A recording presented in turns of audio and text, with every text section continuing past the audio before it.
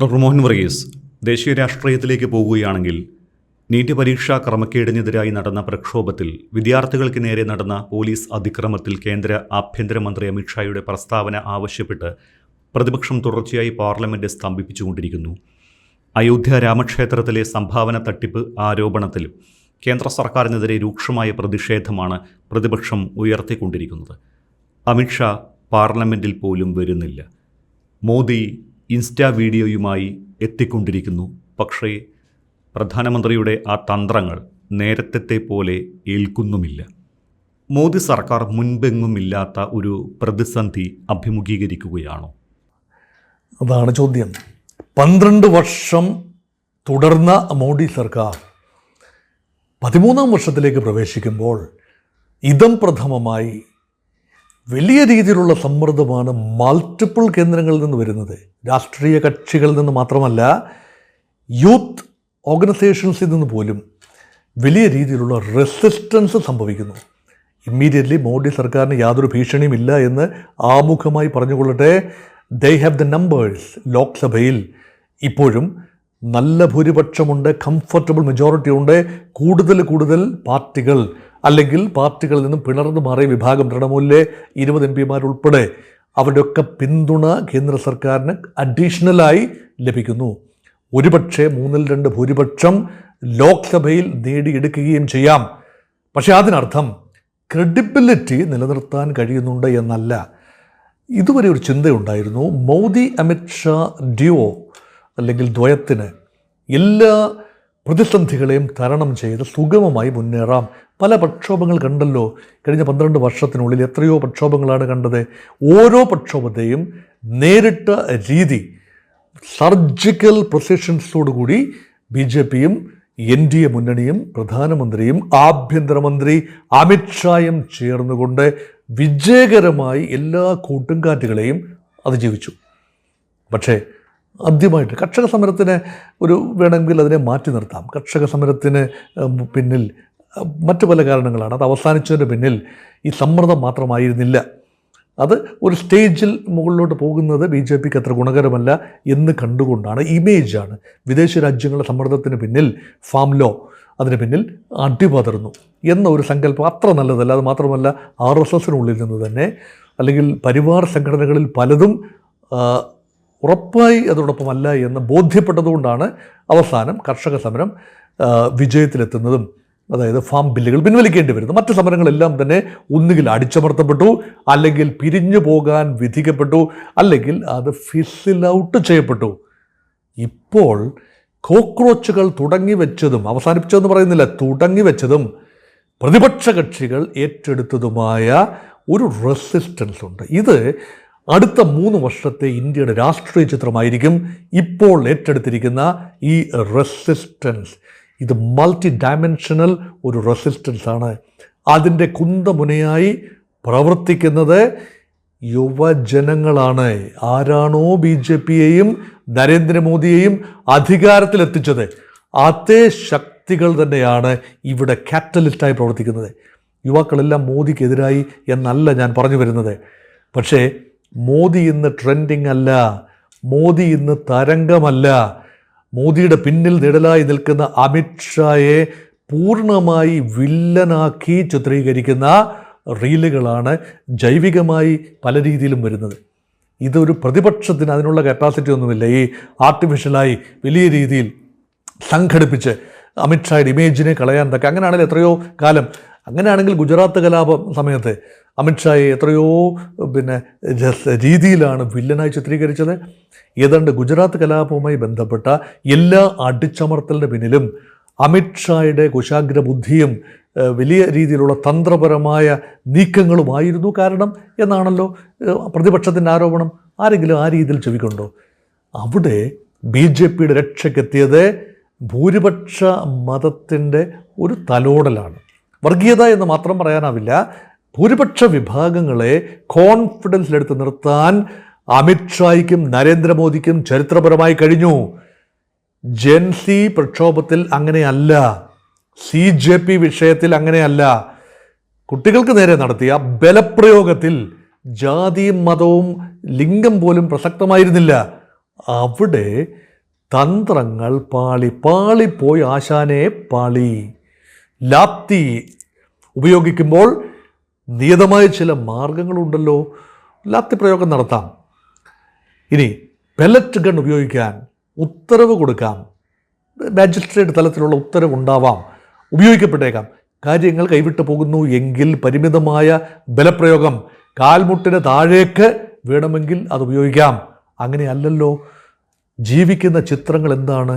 നെഞ്ചിലും വയറിലും കണ്ണിലും മുഖത്തും തോളിലും നെഞ്ചിലും എല്ലാം തന്നെ പെല്ലറ്റുകൾ തറച്ച എത്ര പേരുടെ ചിത്രങ്ങളാണ് രാഹുൽ ഗാന്ധി പത്രസമ്മേളനത്തിൽ കാട്ടിയത്. ഇതൊന്നും പെല്ലറ്റുകളല്ലെന്ന് പറയാനാവുമോ? സോ പെല്ലറ്റ് ഗൺ ഉപയോഗിക്കപ്പെട്ടു, അത് ചരിത്രത്തിൻ്റെ ഭാഗമായി മാറിയിരിക്കുന്നു. ആണി തറച്ച ലാത്തികൾ ഉപയോഗിക്കപ്പെട്ടു, ചരിത്രത്തിൻ്റെ ഭാഗമായി മാറിയിരിക്കുന്നു. എന്തിന്? AK-47 റൈഫിൾ പോലും ഇവിടെ ഉപയോഗിക്കപ്പെട്ടു, അത് അങ്ങ് ബീഹാറിലാണ്. ഇതിനെല്ലാം ഉത്തരവാദിത്വം അമിത്ഷായ്ക്ക് അങ്ങ് ഏറ്റെടുക്കേണ്ടതുണ്ടോ? അതാണ് ചോദ്യം.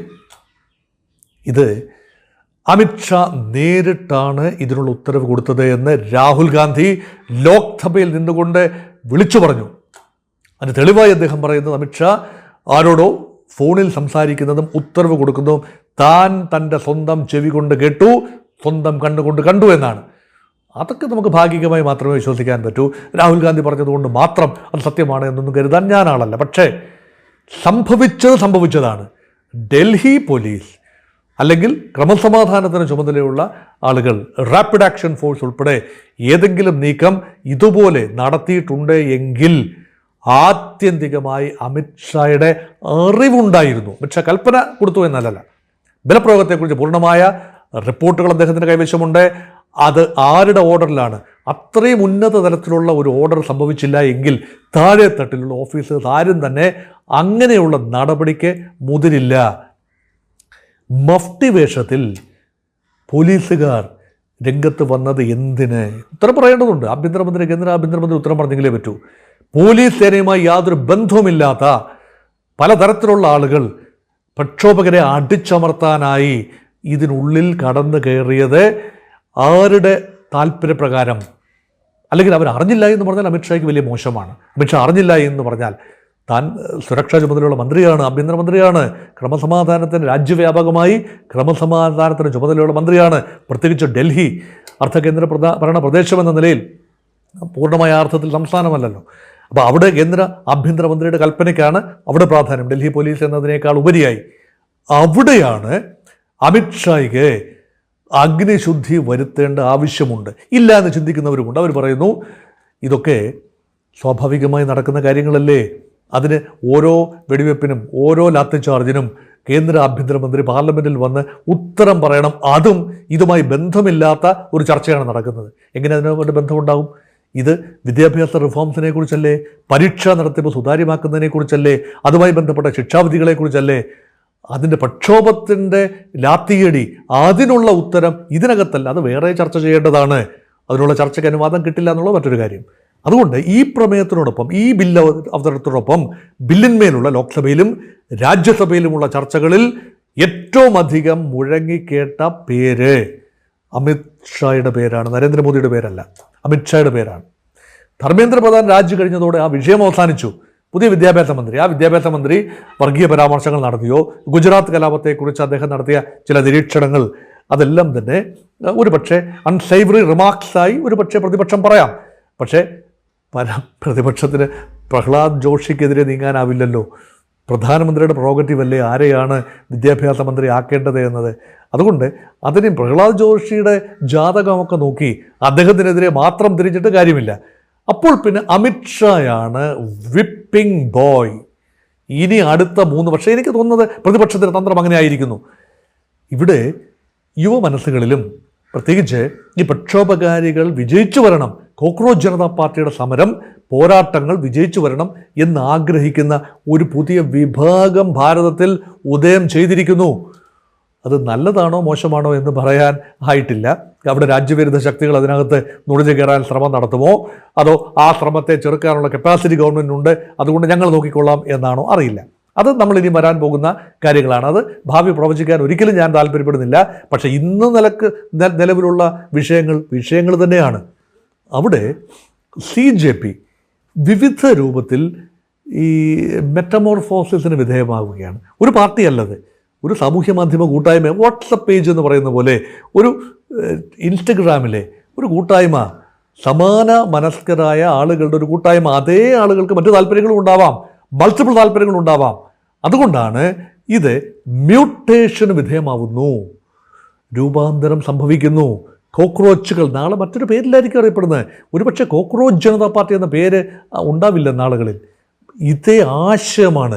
ഈ ആശയം പ്രതിനിധീകരിക്കുന്നത് ഇപ്പോഴത്തെ യുവതലമുറയാണ്. 15 വയസ്സിനും 30 വയസ്സിനും ഇടയിലുള്ള നമ്മൾ ജെൻസി എന്നൊക്കെ വിളിക്കുന്ന തലമുറയാണ്. അവരാണ് ഇന്ത്യയുടെ ഭാവിയിൽ തീരുമാനിക്കേണ്ടത്. ഏറ്റവും കൂടുതൽ രാഷ്ട്രീയമായി ഇപ്പോൾ ചിന്തിക്കുന്ന, എന്നാൽ രാഷ്ട്രീയ കക്ഷിയുടെ ഭാഗമാകുന്നതിനോട് താല്പര്യപ്പെടാത്ത വിഭാഗങ്ങളാണവർ. എന്തുകൊണ്ട് രാഷ്ട്രീയ കക്ഷികളുടെ ഭാഗമാകുന്നില്ല? എന്തുകൊണ്ട് അവർ കോൺഗ്രസിൽ ചേരുന്നില്ല? എന്തുകൊണ്ട് അവർ KSU അല്ല NSUI അല്ലെങ്കിൽ യൂത്ത് കോൺഗ്രസ് എന്ന് പറഞ്ഞ് നിൽക്കുന്നില്ല? എന്തുകൊണ്ട് അവർ ഇടത് സംഘടനകൾ ചേരുന്നില്ല? അതിലൊക്കെയുള്ള വിശ്വാസം പോയി. BJPയിലുള്ള വിശ്വാസം നഷ്ടപ്പെട്ടു, കോൺഗ്രസിലുള്ള വിശ്വാസം നഷ്ടപ്പെട്ടു. ഇടത് കക്ഷി, സാമ്പ്രദായിക രാഷ്ട്രീയ കക്ഷികൾ അധികാരത്തിന് വേണ്ടി ജാതി മത വർഗ ഭാഷ ലിംഗ പ്രീണനങ്ങൾ നടത്തും. ഇതറിയാം. അത്രയ്ക്ക് ബുദ്ധിയുണ്ട് യുവതലമുറയ്ക്ക്. ആ രീതിയിൽ ബുദ്ധിയുണ്ട്. എല്ലാവരും പലരും പറയും അവർ പത്രം വായിക്കില്ല, TV വാർത്തകൾ കേൾക്കാറില്ല, ഇൻസ്റ്റഗ്രാമിൽ കൂടി മാത്രം എല്ലാം അറിയാനാവുമോ? എന്തായാലും ഈ സാമൂഹിക മാധ്യമങ്ങളിലൂടെ അറിയാനാവുന്നുണ്ട്, നിലപാടുകളുണ്ട്, പ്രതികരിക്കാനറിയാം. ഭയമശേഷമില്ല, ലെവലേശം ഭയമില്ലാത്ത ഒരു തലമുറയോടാണ് ഗവൺമെൻറ് ഇപ്പോൾ ഡീൽ ചെയ്തുകൊണ്ടിരിക്കുന്നത്. അവിടെയാണ് മാറ്റം. ഭാരതം മാറുന്നു, ഉറപ്പായി പറയാം. ഇന്ത്യ മാറിക്കൊണ്ടിരിക്കുന്നു. ഭയമുണ്ട് രാഷ്ട്രീയ കക്ഷികൾക്ക്, മടിയിൽ കനമുണ്ട്. അതുകൊണ്ട് വഴിയിൽ ഭരണകൂടത്തെ പേടിക്കണം, ഗവൺമെൻറ് ഏജൻസികളെ പേടിക്കണം, പോലീസിനെ പേടിക്കണം, EDയെ പേടിക്കണം, CBIയെ പേടിക്കണം, കോടതിയെ പോലും പേടിക്കണം. യുവജനങ്ങൾക്ക് പേടിയില്ല. അവരുടെ ഭാവിയെക്കുറിച്ച് അവർ കൺസേൺ ഉണ്ടാവും. ആ ഭാവിയെക്കുറിച്ചൊരു കൺസേൺ ഉണ്ടാവും. ക്രിമിനൽ കേസിലൊക്കെ പെട്ടുകഴിഞ്ഞാൽ വിദേശത്തൊക്കെ അവർക്ക് പോകാനൊക്കെ പഠിക്കാനാവുമോ, അകത്താവില്ലേ? കൺസേൺസ് ഉണ്ടാകും, ഇല്ല എന്നല്ല പറയുന്നത്. പൂർണ്ണമായി അവരെ ഭയരഹിതരെന്ന് വിളിക്കാനുമല്ല, ആ ഭയമുണ്ട്. പക്ഷേ അവരുടെ യഥാർത്ഥത്തിലുള്ള കരിയർ, അതാണ് അവരുടെ ഏറ്റവും വലിയ ത്രെട്ട്. ഇങ്ങനെയുള്ള കേസുകളോ കള്ളക്കേസുകളോ അല്ല, മറിച്ച് തങ്ങൾക്ക് ഇന്ത്യയിൽ നിന്നാൽ ഭാവി ഉണ്ടാവില്ല എന്ന ഒരു ചിന്ത യുവജനങ്ങൾക്ക് വരുന്നു. അത് അപകടകരമാണ്. ദേശീയത എന്ന് പറഞ്ഞാൽ എന്താണ്? പ്രിയപ്പെട്ട പ്രേക്ഷകർ ആലോചിച്ച് നോക്കൂ. എന്താണ് ദേശീയത? നമ്മുടെ രാജ്യം മഹത്തായ രാജ്യമാണ്. ആ രാജ്യത്തിന് വേണ്ടി അവസാനം വരെ നിൽക്കണം. ആ രാജ്യത്തെ സേവിക്കാൻ കഴിയണം. അമേരിക്കയിൽ പോയാണോ ഇന്ത്യ സേവിക്കുന്നത്? ഗൾഫിൽ പോയി ആണോ ഇന്ത്യ? തീർച്ചയായിട്ടും ഗൾഫിൽ പോയാൽ പണം ഉണ്ടാവും. അതിനൊരു പങ്ക് എക്സ്പാട്രിയേറ്റ്സ് അയച്ചു തരും, ഇന്ത്യയിലേക്ക് അയച്ചു തരും. നല്ലത്. അമേരിക്കയിൽ പോയി ഇന്ത്യയെ സേവിക്കാനൊന്നുമല്ല പോകുന്നത്. അമേരിക്കയിൽ ചെന്ന് ഇന്ത്യ അനുകൂല ഒരു ലോബി ഉണ്ടാക്കി ഇന്ത്യയെ സഹായിക്കാൻ എന്ന ആ രാജ്യസ്നേഹത്തിലല്ല ആരും പോകുന്നത്. പോകണ്ടെന്നല്ല, പോകണം. ഇന്ത്യയിൽ അവസരങ്ങളില്ല എങ്കിൽ മികച്ച ആളുകൾ വിട്ടുപോകും, അല്ലെങ്കിൽ അവസരങ്ങൾ തേടി പോകും, വിദേശത്തേക്ക് പോകും. തടയാനാവില്ല. പക്ഷേ ഇവിടെ വേണ്ടത് എന്താണ്? അവസര സമത്വമാണ് വേണ്ടത്, സുതാര്യതയാണ് വേണ്ടത്. പരീക്ഷാ സമ്പ്രദായത്തിൽ ശാന്തത, സമാധാനം, കൃത്യത, ഓണസ്റ്റി, ഇൻറ്റഗ്രിറ്റി, ഇതാണ് വേണ്ടത്. ഇത് നഷ്ടപ്പെടുന്നു എന്നൊരു ചിന്ത വ്യാപകമാണ്. അപ്പോൾ സിസ്റ്റത്തിലൊരു failure, system break down, system failure, സിസ്റ്റത്തിലെ വിശ്വാസം തന്നെ നഷ്ടപ്പെടുന്നു. ആ രീതിയിൽ എങ്ങനെ മുന്നോട്ട് പോകും? അവർ തെരുവിലിറങ്ങിക്കൊണ്ടേയിരിക്കും. പാറ്റകളുടെ രൂപത്തിലോ നാളപ്പല്ലിയുടെ രൂപത്തിലോ എന്തെങ്കിലും ജീവിയുടെ രൂപത്തിൽ മറ്റെന്തെങ്കിലും രൂപത്തിൽ അവർ ഇറങ്ങിക്കൊണ്ടേയിരിക്കും. സാമൂഹ്യ മാധ്യമങ്ങളിലൂടെ അവർ സമ്മതിച്ചുകൊണ്ടേയിരിക്കും. അവർ സമ്മതിക്കുന്നത് മുഖ്യധാരാ മാധ്യമങ്ങളിലൂടെ സമ്മതിക്കുന്നതിനേക്കാൾ കൂടുതൽ റീച്ച്, ഡെപ്ത്, കൂടുതൽ ഭയരഹിതരായ ആളുകൾ ഇനിയും വരുന്ന തലമുറകളും രംഗത്തിറങ്ങും. ഇതാണ് ബില്ലിയനിയൽസിന് സാധിക്കാതെ പോയത്, ജെൻസിക്ക് ഇപ്പോൾ സാധിക്കുന്നു എന്ന രീതിയിലാണ് നറേറ്റീവ്. ഇതൊന്നും പാർട്ടികൾ, പ്രതിപക്ഷ പാർട്ടികൾ ഇതൊന്നും കണ്ട് ഹാലിളകണ്ട, ഇതൊന്നും കണ്ട് ഉന്മാദിക്കേണ്ട. അത് അവർക്കുള്ളതല്ല. ഇതേ ശക്തികൾ തന്നെ, കോൺഗ്രസ് പാർട്ടിയോ ഇന്ത്യ മുന്നണിയോ അധികാരത്തിൽ വന്നാലും ഇതേ ശക്തികൾ എതിർക്കും, കൂടുതൽ രൂക്ഷമായി എതിർക്കും. ഇത് നന്നോ എന്നതാണ് ചോദ്യം. അമിത്ഷാ ലോക്സഭയിൽ വന്ന് ഒരു പ്രസ്താവന നടത്തേണ്ടതിൻ്റെ ആവശ്യകതയെക്കുറിച്ചാണ് ഇത്രയും വിശദമായി സംസാരിച്ചത്. എന്തുകൊണ്ട് പ്രസ്താവന അനിവാര്യമാണ്? നഷ്ടപ്പെട്ടു പോയ ക്രെഡിബിലിറ്റി, വിശ്വാസ്യത അമിത്ഷായുടെ ഒരു വരി കൊണ്ട് പകുതിയെങ്കിലും തിരിച്ചു പിടിക്കാൻ കഴിയും. എനിക്ക് തെറ്റുപറ്റിയിരിക്കുന്നു, ഞങ്ങൾ ചിന്തിച്ചതുപോലെയല്ല കാര്യങ്ങൾ പോയത്, ഇന്ത്യയുടെ യുവത്വത്തെ ബലം പ്രയോഗിച്ച് തല്ലി ഒതുക്കാം എന്നത് ഞങ്ങൾക്ക് പറ്റിയ തെറ്റാണ്, ബലപ്രയോഗം തെറ്റായിരുന്നു എന്ന് പറഞ്ഞാൽ അമിത്ഷായുടെ മഹത്വം കൂടത്തേ ഉള്ളൂ. ഇത് തീർച്ചയായും ചെയ്യേണ്ടിയിരുന്നൊരു കാര്യമാണ്. പാർലമെൻറ്റ് സമ്മേളിക്കുമ്പോൾ ഇതിന് പുറത്ത് ട്വിറ്ററിലല്ല, പ്രധാനമന്ത്രിയാണെങ്കിലും ആഭ്യന്തരമന്ത്രിയാണെങ്കിലും ജൻസിയെ സ്വാധീനിക്കാൻ അവർ തന്നെ ഉപയോഗിക്കുന്ന ഇൻസ്റ്റഗ്രാമിൽ രാത്രിയിൽ വന്ന് ആംഗിളൊക്കെ മാറ്റി പിടിച്ച് അവരോടായി അഭിസംബോധന ചെയ്യുന്നു. ഇതൊക്കെ എത്രയോ പരിഹാസമാണ് ഉണ്ടാക്കി. ഇത് ചെയ്തു എന്ന് പറയുന്നത് സ്വാഗതം ചെയ്യുന്നു. ജൻസിയോട് സംസാരിക്കാൻ, കോക്രോച്ച് ജനതാ പാർട്ടിയോട് പോലും സംസാരിക്കാൻ ഇൻഡയറക്ട്ലി മന്ത്രിമാരെ വിട്ടുകൊണ്ട് സംസാരിപ്പിച്ചു. സ്വാഗതാർഹം, അതിലൊന്നും തർക്കമൊന്നുമില്ല. പക്ഷേ അത് രാഷ്ട്രീയ ലാഭത്തിന് വേണ്ടി അത് നിരന്തരം ഉപയോഗിക്കാമെങ്കിൽ വിദ്യാർത്ഥികൾ പഠിച്ചിരിക്കുന്നു. ഇതൊക്കെ നമ്പറുകളാണ്, ഇതൊക്കെ മോദിയുടെയും അമിത്ഷായുടെയും നമ്പറുകളാണ് എന്ന് മനസ്സിലാക്കാനുള്ള വിവേകമൊക്കെ പുതിയ തലമുറയ്ക്കുണ്ട്. അതുകൊണ്ടാണ് പറയുന്നത്, അമിത്ഷാ പാർലമെൻറ്റിൽ വരണം, അതാണ് സംവിധാനം, അതാണ് ഭരണഘടനാപരമായ സ്ഥാപനം. പാർലമെൻറ്റിൻ്റെ ഫ്ലോറിൽ വന്ന് കാര്യങ്ങൾ വിശദീകരിക്കണം. ഇന്നത് സംഭവിച്ചു ഡൽഹിയിൽ, അതിൻ്റെ ഉത്തരവാദിത്വം ഞാൻ ഏറ്റെടുക്കുന്നു. രാജിവെക്കേണ്ട കാര്യമൊന്നും ഉണ്ടെന്ന് ഞാൻ പറയില്ല. അതിപ്പോൾ അഭിജിത് ദീപ്കെ പറഞ്ഞു. ഇപ്പം നേഹ, അവർ ഐസയുടെ ചുമതലയുള്ള ആളാണ്. അവരൊക്കെ ആവശ്യപ്പെട്ടിരിക്കുന്ന വിദ്യാർത്ഥി സംഘടനകൾ, റാഡിക്കൽ വിദ്യാർത്ഥി സംഘടനകൾ പലതും ഇതോടൊപ്പമുണ്ട്. തീവ്രവികാരമുള്ള ഇടത് സംഘടനകളാണ് ഇവരോടൊപ്പം ചേർന്ന് നിൽക്കുന്നത്. ഈസിയായിട്ട് BJPക്ക് ഇതിനെ പെയിൻറ്റ് ചെയ്യാൻ കഴിയും, ചാപ്പ കുത്താൻ കഴിയും. ഇത് ഇടത് റാഡിക്കൽ സംഘടനകളുടെ ഒരു ശ്രമമാണ്. ഐസ അല്ലെങ്കിൽ SFI, ASF വ്യവസ്ഥാപിതമായ സംഘടനകളാണ്, ഇടതുപക്ഷ രാഷ്ട്രീയ കക്ഷികളുടെ സംഘടനകളാണ്. ഇടതുപക്ഷ കക്ഷികൾക്ക് വലത് വ്യതിയാനം ഉണ്ടായി എന്ന് പറയുന്ന കാലഘട്ടത്തിലാണ് ഇടത് യുവ സംഘടനകൾ രംഗത്തേക്ക് വരുന്നത്. അത് സ്വാഗതാർഹം, തീർച്ചയായിട്ടും അവർ പ്രതിഷേധിക്കണം ഉറപ്പായി. പക്ഷേ നിയമം കയ്യിലെടുത്തുകൊണ്ട് പ്രതിഷേധിക്കാനും പാടില്ല. അവിടെ അക്രമ സംഭവങ്ങൾ, വിദ്യാർത്ഥികളുടെ ഭാഗത്ത് അക്രമ സംഭവങ്ങൾ എന്തെങ്കിലും നടന്നിട്ടുണ്ടെങ്കിൽ അന്വേഷിക്കണം, ഉറപ്പായി അന്വേഷിക്കണം. അത് തീർച്ചയായും അക്രമം തന്നെയാണ്. അതൊന്നും നിയമം കയ്യിലെടുക്കാൻ പോലീസിനെ വിദ്യാർത്ഥികൾ സംഘം ചേർന്ന് മർദ്ദിച്ചിട്ടുണ്ടെങ്കിൽ തീർച്ചയായും ചെയ്യണം. പോലീസ് അതിക്രമം നടത്തിയിട്ടുണ്ടെങ്കിൽ അതും സമാന്തരമായി അന്വേഷിക്കണം. അതുകൊണ്ടാണ് കോടതി ഇപ്പോൾ അന്വേഷണം നടത്തുന്നു, കോടതി മേൽനോട്ടത്തിൽ അന്വേഷണം നടത്തുന്നു. അതേക്കുറിച്ചും അമിത്ഷാ ഒരു അഭിപ്രായം പറയേണ്ടതാണ്. ഇപ്പം ഭരണകൂടത്തിൻ്റെ ഒരു പിന്തുണ, കോടതി അന്വേഷിച്ചോട്ടെ, ഭരണകൂടത്തിൻ്റെ പിന്തുണയുണ്ട് എന്ന് പറയേണ്ട ചുമതല അമിത്ഷായ്ക്കാണ്. അത് വെളിയിൽ നിന്നുകൊണ്ടല്ല പറയേണ്ടത്. അമിത്ഷാ പലയിടത്തും സഞ്ചരിച്ച് പാർലമെൻറ്റിൽ വരുന്നുണ്ടല്ലോ, അദ്ദേഹത്തിന് ഓഫീസിൽ വരുന്നുണ്ടല്ലോ, പാർലമെൻറ്റിനുള്ളിൽ. എന്താണ് ഭയം? ഭയമില്ലാത്ത അമിത്ഷായ്ക്ക് എന്താണ് ഭയം? അമിത്ഷാ നല്ല അറ്റൻഡൻസ് സാധാരണ പാർലമെൻറ്റിലുള്ള ഒരാളാണ്. മോദിയെ പോലെയല്ല. മോദി ഗുജറാത്ത് മുഖ്യമന്ത്രിയായിരുന്നപ്പോഴും അദ്ദേഹത്തിന് അറ്റൻഡൻസ് വളരെ കുറവായിരുന്നു. അദ്ദേഹം പലപ്പോഴും നിയമസഭയിൽ കയറാറില്ല, അത്യാവശ്യമുള്ളപ്പോൾ മാത്രം പോകും. ലോക്സഭയിലെ കാര്യം അങ്ങനെയാണ്. അദ്ദേഹം രാഹുൽ ഗാന്ധി ഒന്നും പ്രസംഗിക്കുമ്പോൾ ഇരുന്ന് കേൾക്കാൻ തയ്യാറാവില്ലായിരുന്നു, ഇപ്പോഴും തയ്യാറാവുന്നില്ല. അതൊക്കെ അദ്ദേഹത്തിൻ്റെ രീതി. അത് ചെയ്യാൻ പാടില്ല. ഒരു നെഹ്റുവിൻ്റെ ഒക്കെ കാലത്ത് AK ഗോപാലൻ സംസാരിക്കുന്നു, പ്രതിപക്ഷ നേതാവാകാനുള്ള നമ്പേഴ്സ് ഇല്ല അന്നത്തെ CPIക്ക്, അവിഭക്ത കമ്മ്യൂണിസ്റ്റ് പാർട്ടിക്ക്. എങ്കിലും അവരുടെ നേതാവായിരുന്ന, പ്രതിപക്ഷ നേതാവായിരുന്ന AK ഗോപാലൻ സംസാരിക്കുമ്പോൾ അദ്ദേഹത്തെ എൻകറേജ് ചെയ്ത ഒരു പ്രധാനമന്ത്രി, ജവഹർലാൽ നെഹ്റു ഉള്ള നാടായിരുന്നു ഭാരതം. ഇന്നത്തെ പ്രധാനമന്ത്രിയുടെ ആറ്റിറ്റ്യൂഡ് എന്താണ്? അമിത്ഷാ സഭയിൽ വരിക, അദ്ദേഹം ധീരനല്ലേ? അദ്ദേഹത്തിന് ഈ പ്രതിപക്ഷത്തിൻ്റെ വാദമുഖങ്ങളെ, കിരൺ റിജ്ജു എന്ന പാർലമെൻ്ററി കാര്യമന്ത്രിയെ കൊണ്ടാണോ രാഹുൽ ഗാന്ധിയുടെ പ്രസംഗത്തിന് മറുപടി പറയേണ്ടത്? നേരിട്ട് അമിത്ഷായെക്കുറിച്ച്, ഈ ക്രമസമാധാനത്തെക്കുറിച്ച് പ്രതിപക്ഷ നേതാവ് പാർലമെൻറ്റിൽ നിരന്തരം ആക്ഷേപം ഉന്നയിക്കുമ്പോൾ, അല്ലെങ്കിൽ പ്രതിപക്ഷത്തെ അംഗങ്ങൾ നിരന്തരം ആക്ഷേപം ഉന്നയിക്കുമ്പോൾ ധൈര്യസമേതം ഞാൻ മറുപടി പറയാം, ഇതാണ് യഥാർത്ഥം സംഭവിക്കുന്നത്, ഇതാണ് ഞങ്ങൾ ചെയ്യാൻ ഉദ്ദേശിക്കുന്നത്, ഞങ്ങൾ എടുത്ത നിലപാട് ഇതാണ്, ഇന്ന കാര്യങ്ങളിൽ പാകപ്പിഴ പറ്റി ഖേദിക്കുന്നു, പക്ഷേ ഇന്ന കാര്യങ്ങൾ ഒഴിവാക്കാൻ വേണ്ടിയാണ് ഞങ്ങളിത് ചെയ്തത്. ഇത് വിശദീകരിക്കുമ്പോൾ വിശ്വാസ്യതയാണ് കിട്ടുന്നത്. കോൺഗ്രസ്സുകാർ വിശ്വസിക്കില്ല, BJP വിശ്വസിക്കണ്ടല്ലോ, പ്രതിപക്ഷമല്ലേ.